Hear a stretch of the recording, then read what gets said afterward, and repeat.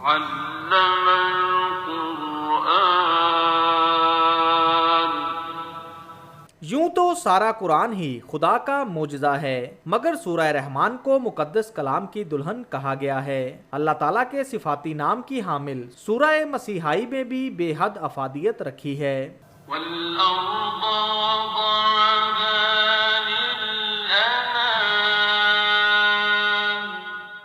اپنے کام کے دوران ذہنی دباؤ اور تھکان صحافیوں کے روزمرہ معمول کا حصہ ہے۔ اس سلسلے میں لاہور پریس کلب میں سورہ رحمان سے ذہنی تھکان کے علاج کی افادیت کے حوالے سے تھراپی سیشن ہوا۔ ڈاکٹر جاوید نے بتایا کہ قرآن کی عالی شان سورہ رحمان سے لا علاج مریض بھی شفا یاب ہوئے ہیں۔ بطور علاج قاری باسط مصری کی آواز میں بغیر ترجمے کی جو سورہ رحمان ہے، اس کو آنکھیں بند کر کے بالغ لوگوں نے صبح دوپہر شام صرف 7 دن سننا ہے۔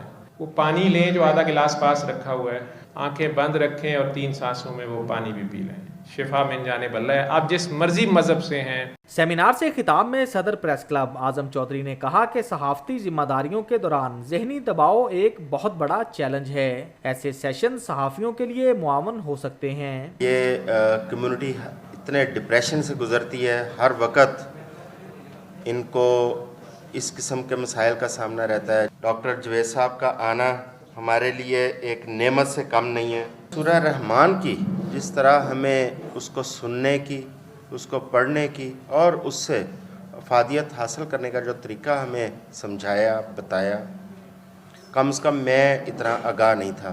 ڈاکٹر جاوید نے بتایا کہ دنیا کی ہر بیماری کا علاج سورہ رحمان سے ممکن ہے اور وہ گزشتہ 7-8 سالوں میں سینکڑوں مریضوں کا کامیاب علاج کر چکے ہیں۔ کیمرہ مین عبد الرحمان کے ساتھ حسنین چودھری، ہم نیوز، لاہور۔